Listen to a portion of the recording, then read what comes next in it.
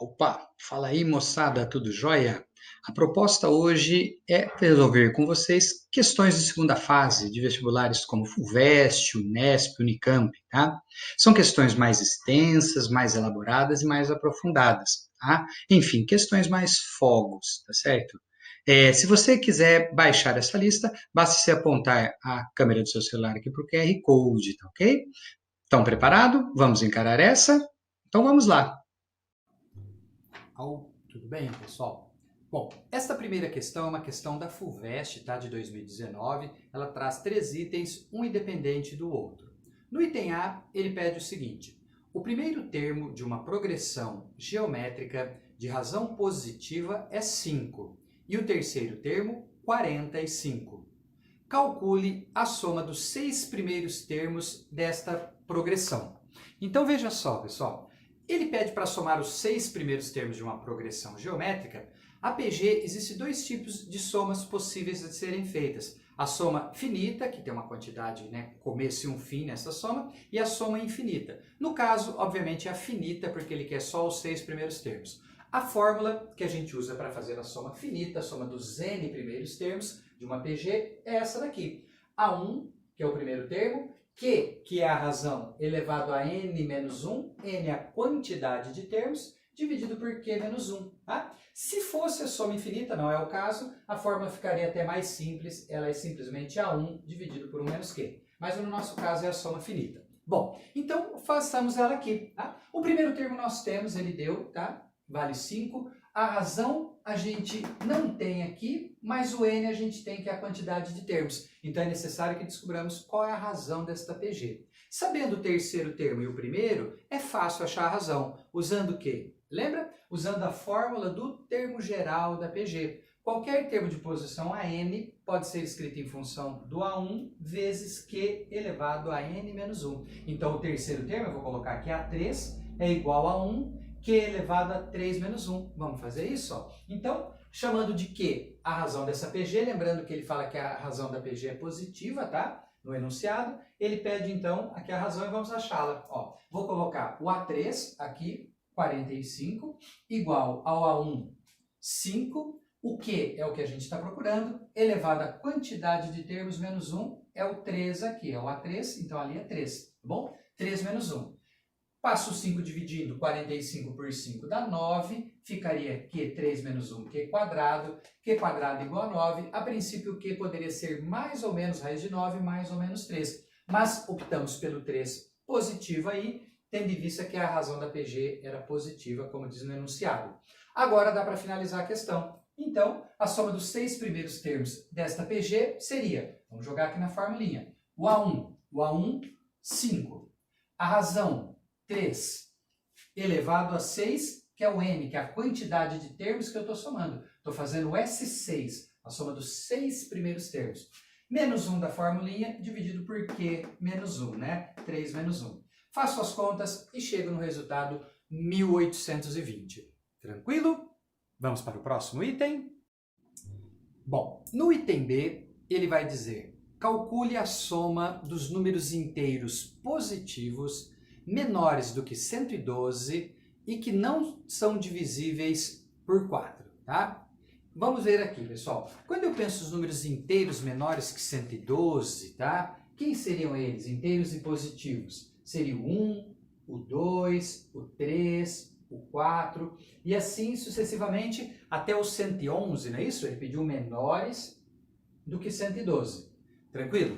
Agora, ele quer que eu faça essa soma dos menores, né, do que 112, mas que pegue os não divisíveis por 4. Ele não quer os divisíveis por 4, ou os múltiplos de 4, tá? Então, sabe o que a gente pode fazer? Calcula a soma aqui de todos, de 1 até 111, e depois tira a soma dos múltiplos de 4. Sobrarão os não divisíveis ou não múltiplos de 4, tá? Agora, quem que seria os múltiplos de 4 ou divisíveis por 4 menores que 112 e positivos? Seria o 4, o 8, o 12, 16, 18, menor do que 112, o último múltiplo de 4 menor do que 112 é o 108, tá? Então pararia aqui. Então eu vou fazer a soma de todos, de 1 até 111, e desse total eu tiro essa soma aqui, S' dos múltiplos de 4 menores que 112, tranquilo? Observando essa sequência de números, a gente percebe que as duas são PAs, não é isso? A primeira uma PA de razão 1, a segunda uma PA de razão 4. Para somar os termos da PA, nós temos aqui a fórmula que diz o seguinte: a soma dos n termos da PA não é possível fazer soma infinita, tá? Então só soma finita do A1 até o AN. A soma dos n primeiros termos da PA é dada pelo A1, que é o primeiro termo, mais o AN, que é o último termo dessa soma, vezes n, que é a quantidade de termos, tudo isso dividido por 2. Então, a primeira soma aqui, nós temos tudo para fazê-la. Ó, a soma dos números de 1 até 111, tá? Os inteiros menores que 111 é positivo. Então, a soma dos inteiros positivos menores do que 112 seria, vamos colocar aqui o A1, que é 1, né? A fórmula pede para pôr o A1. Depois o AN, o último termo da soma, o 111, tá? O AN. Depois o N, que é a quantidade de termos. Se eu olhar a quantidade de termos aqui, 1, 2, 3, 4, 111, aqui tem 111 termos, do 1 até o 111, 111 termos. Então, o N é 111, dividido por 2, tá aí, 6.216 feito a conta, tá? Para eu somar agora os múltiplos de 4, para depois tirar daquele primeiro total, eu preciso antes, tá, saber quantos termos tem aqui. A fórmula da soma exige, tá, que a gente saiba o N, a quantidade de termos. Bom, então vamos primeiro achar a quantidade de termos que tem aqui. Se tem 20, 30, vamos lá? Para achar o N, a quantidade de termos, a gente pode usar outra formulinha, a formulinha do termo geral da PA, que diz que o termo AN, aquele último termo ali, vai ser o A1 mais N, que é a quantidade de termos, menos 1, vezes a razão. Então vamos descobrir quem que é esse termo, qual a posição dele, tá bom? Então vamos lá, ó. A quantidade N de múltiplos de 4, né, positivos e menores que 112, vai ser dada pela formulinha. Esse cara aqui seria o AN, vou colocar ele aqui na fórmula, o AN, 108. O A1 é o 4, vem aqui o 4, mais N, que é a quantidade de termos, é o N aqui que dá a posição desse termo, menos 1 vezes a razão, que no caso é 4. Se a gente simplificar todo mundo por 4 aqui, tá? Aqui fica 1, aqui fica 1, aqui fica 27, que já é a resposta, porque vai ter 1 positivo, abre o parênteses aqui, menos 1, 1 e menos 1 corta, nós vamos chegar aqui, N é 27. Opa, então, essa sequência aqui dos múltiplos de 4 menores que 112 é formada por 27 termos. Esse carinha aqui é o A27, tá? Agora vai dar para finalizar, hein? Então, a soma dos múltiplos de 4 positivos e menores do que 112 seria, joga na fórmula, o A1, né? O A1, que é 4, mais o AN, que é o último termo, 108, vezes a quantidade de termos que descobrimos que é 27, dividido por 2. Feito as continhas, chegamos em 1512. Qual que seria a resposta? Bom, a soma pedida vai ser a diferença desses dois números. Então, aqui, portanto, a soma pedida é 6.216 menos 1.512. Fazendo as contas, nós vamos chegar em 4.704, que é a resposta. Tranquilo? Então é isso aí. E para finalizar, pessoal, o item C. No item C ele pede a soma dos n primeiros termos de uma progressão aritmética é n que multiplica 2n mais 1, qualquer que seja o n maior ou igual a 1. Daí, então, encontrar o 20º termo dessa progressão. Tá? Então, ele diz para nós que para esta progressão aritmética vale essa fórmula aqui para a soma dos seus n termos. Tá? Não deixa de valer aquela geral do A1 mais a n vezes n dividido por 2, mas nós vamos usar essa daqui. Tá? O que ele pede? Ele pede o 20º termo. Pessoal, tendo a fórmula da soma, existe uma maneira de descobrir um termo de interesse nosso. Você quer ver qual que é a ideia? Quando a gente fala, por exemplo, em S20, a soma dos 20 primeiros termos, no caso aí de uma PA. Então, nós teremos o primeiro termo, mais o segundo, mais o terceiro, e assim sucessivamente, até chegar no 20º. Essa, tá, é a ideia de fazer o S20, somar os 20 primeiros termos. Então, A19 até chegar no A20. Ora, Eu posso olhar, pessoal, essa soma desses 20 termos também de um outro modo. Eu posso olhar aqui que a soma dos 20 termos, na verdade, é a soma desses 19 primeiros mais o 20º termo. Então, daqui abre um caminho para a gente descobrir o 20º termo. A gente pode escrever assim, ó, que a soma dos 19 primeiros termos mais o 20º é o S20. Ó. S19 mais A20 é o S20. Concorda? Então, daí eu isolo a 20, tá? Fica S20, jogo S19 para lá, tá? Menos S19, e aí eu consigo achar o S20 e o S19 a partir dessa formulinha. Então, vamos lá? O A20 fica 20, coloco o 20 aqui no lugar do N, tá? 2 vezes N, 2 vezes 20, mais 1. Este é o S20.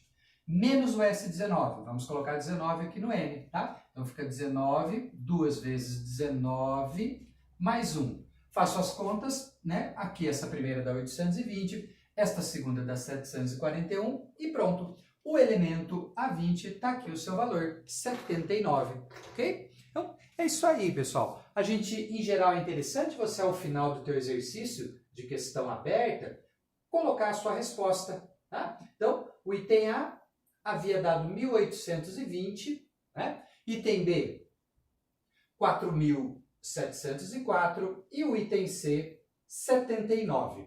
Certo, pessoal? Então é isso aí.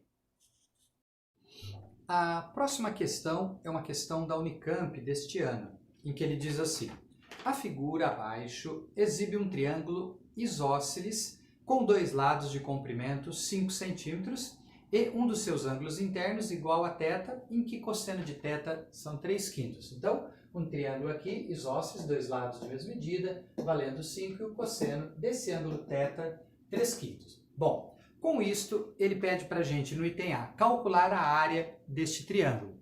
Pessoal, para calcular a área de triângulo, existem algumas expressões, né, mais adequadas de acordo com os dados do problema. Esta daqui seria muito interessante a gente lembrar de uma expressãozinha que nos dá a área em função de dois lados do triângulo e do ângulo entre eles, tá? Quando eu conheço dois lados A e B de um triângulo, e o ângulo entre eles, eu posso utilizar aquela formulazinha do A igual a meio de A vezes B seno de θ. A gente costuma brincar aqui, a formulinha da área, a área do triângulo, é uma coisa meio absceno, né? Então vamos usar a formulinha do meio absceno para calcular aqui.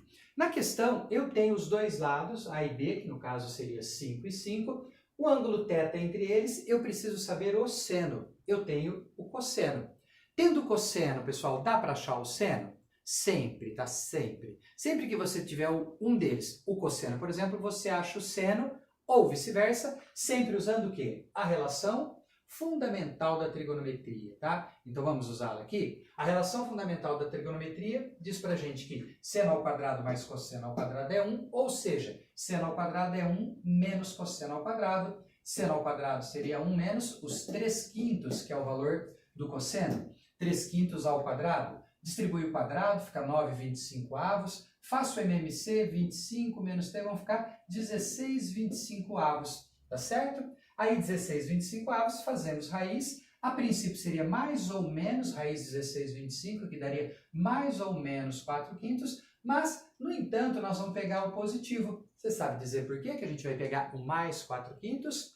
Moçada, ângulo de triângulo, tá? Ele não pode ser negativo, menor que zero, e nem maior do que 180 graus, não tem como, tá? E nos dois primeiros quadrantes, como que é o sinalzinho do seno? Nos dois primeiros quadrantes, seno é positivo. Por isso, a gente vai optar pelo 4/5. Perfeito? Agora é só finalizar. A área do referido triângulo usa a formulinha do meio absceno, né? No caso, meio de A vezes A, que é a medida dos dois ladinhos, seno do ângulo entre eles, meio de 5 vezes 5, vezes 4/5, né? Dá para simplificar um 5 aqui, aqui. Esse 2 com 4 fica 2. 2 vezes 5, 10, tá? 10 unidades de área, como a medida do lado era em centímetros, portanto, 10 centímetros quadrados para a área. Tranquilo? Vamos para o próximo item. Bom, pessoal, neste item B, ele pede para que determinemos o comprimento do raio da circunferência circunscrita a esse triângulo. A circunferência aqui envolve que circunscreve o triângulo, achar o seu raio. Um caminho, pessoal, é utilizar a lei dos senos. Lembra aqui comigo como que ela funciona. Ó, se eu tiver aqui um triângulo, tá? Um triângulo qualquer, tá? Não tem nenhuma particularização, de lados A, B e C, ângulos internos A, B e C aqui maiúsculo, tá? A lei dos sênios que está aqui embaixo, ó, garante para nós o seguinte: a medida de cada lado é diretamente proporcional ao seno do ângulo oposto. Então eu posso escrever que o lado A está para o seno do ângulo A, o ângulo oposto. O ladinho B está para o seno do ângulo B, tá? O seno do ângulo B, o ângulo oposto. E o ladinho C para o seno do ângulo C, o ladinho C para o seno do ângulo oposto C.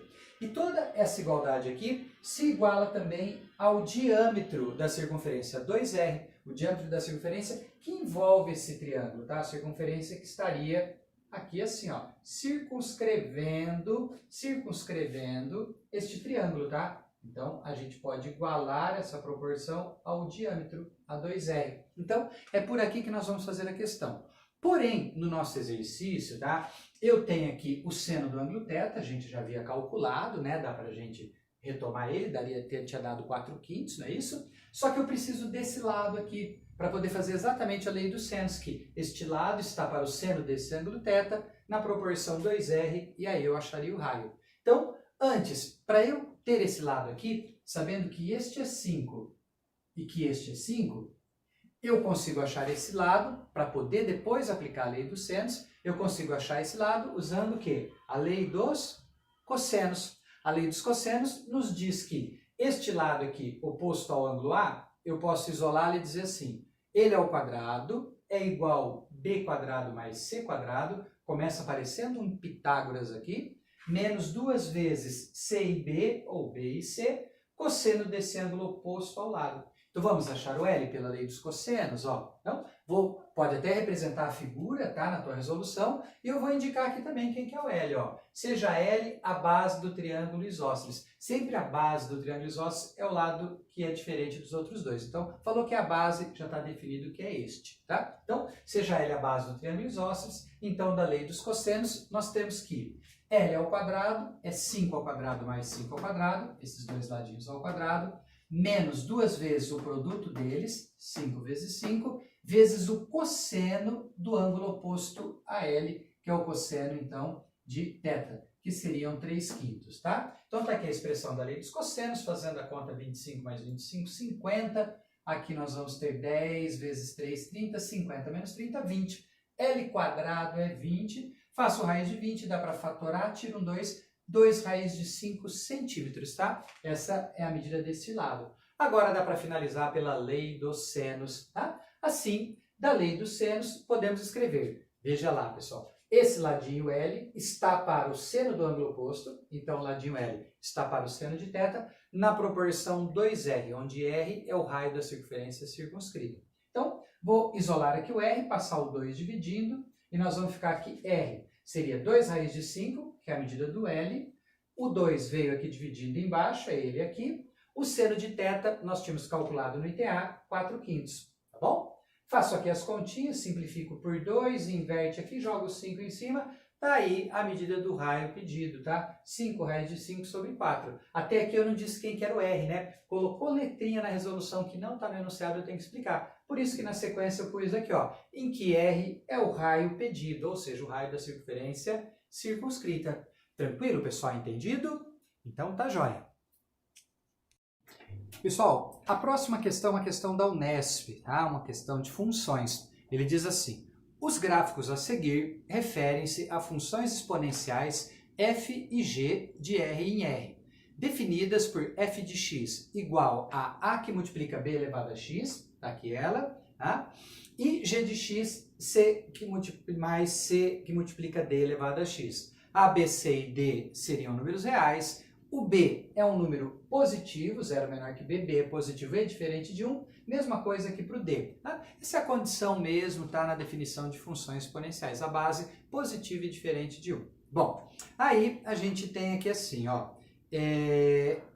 primeira pergunta, determine a função f e as coordenadas do ponto de intersecção do seu gráfico com o eixo y, tá? Então nós temos que descobrir a expressão da função f, ou seja, descobrir o a e o b, tá bom? E aonde esse gráfico cortaria aqui no eixo y. Vamos lá? Bom, Tenho dois pontos, esse pontinho aqui, menos 1 e 4, tem esse outro ponto, 1 e 9 quartos. Vamos substituí-lo na função f, vamos ficar com duas equações a duas incógnitas, as incógnitas seriam a e b, e vamos determiná-las. Então, vou começar aqui, ó. Quando substituir menos 1 nessa função, ela dá valor 4. Então, vou escrever isso, ó. A f de menos 1 é igual a 4. E também pelo gráfico eu tenho que a f de 1, quando você joga 1 na função, ela dá 9 quartos. f de 1 igual a 9 quartos. Substituo menos 1 aqui, tá? E igual a função a 4, portanto fica a vezes b elevado a menos 1 igual a 4.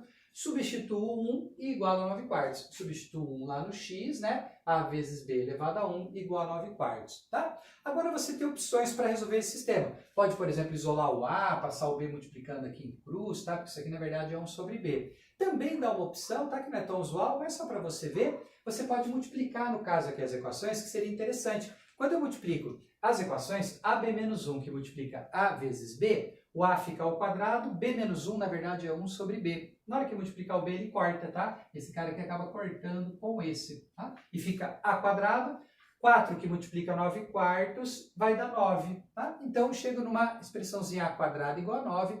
A seria mais ou menos raiz quadrada de 9, mais ou menos 3. Novamente, a gente opta pelo mais 3. Qual que seria o motivo, pessoal? Dá só uma analisada. Ele falou que o b é um número positivo e diferente de 1, tá? Então, nessa função aqui, sendo o b um número positivo e diferente de 1, tá? O a também vai ter que ser positivo. Por quê? Porque esse gráfico encontra-se na parte totalmente positiva. Esse gráfico é inteiramente positivo, tá? Como o b é positivo, o a obrigatoriamente também tem que ser positivo para fornecer valores de função totalmente positivos, tá? Então, o a não pode ser negativo, senão teria parte do gráfico aqui para baixo, tá? E ele é inteiramente positivo, tranquilo? Então, a gente realmente opta pelo a positivo, haja visto o b já é positivo e o a também deveria ser positivo, tranquilo?